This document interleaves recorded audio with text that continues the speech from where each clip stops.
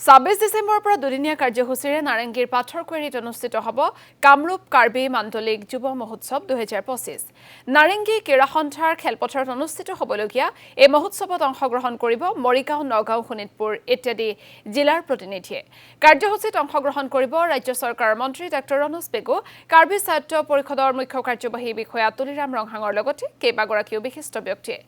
কাৰ্বিসকলৰ কলা সংস্কৃতি, পৰম্পৰা, সাজপাৰ ইত্যাদি উপস্থাপনৰ লক্ষ্যৰে আয়োজন কৰা হৈছে এই যুৱ মহোৎসৱৰ।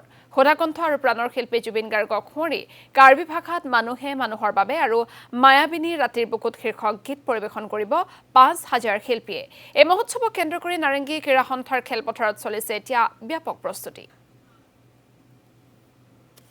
আমাৰ অহা ২৬ আৰু ২৭ তাৰিখ দুদিনীয়া কাৰ্যসূচীৰে আমি আমাৰ এই ক্ৰীড়া খেলপথাৰত আমি আমাৰ কাৰ্বি ফেষ্টিভেলৰ যি আয়োজন কৰিছোঁ, ইয়াত আমাৰ বিভিন্ন জিলাৰ লগতে আমাৰ বিশেষকৈ আমি গুৱাহাটীত বসবাস কৰা প্ৰায় ৫৫টা গাঁও আছে আমাৰ কাৰ্বি গাঁও।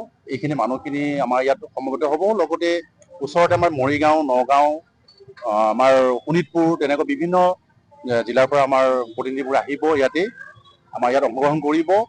আৰু আমাৰ ইয়াত বিশেষকৈ আমি আমাৰ যিখিনি সংস্কৃতি সেইখিনি আমি বিকাশ কৰাৰ কাৰণে আমি এইটো আচলতে ইয়াত আয়োজন কৰিছোঁ।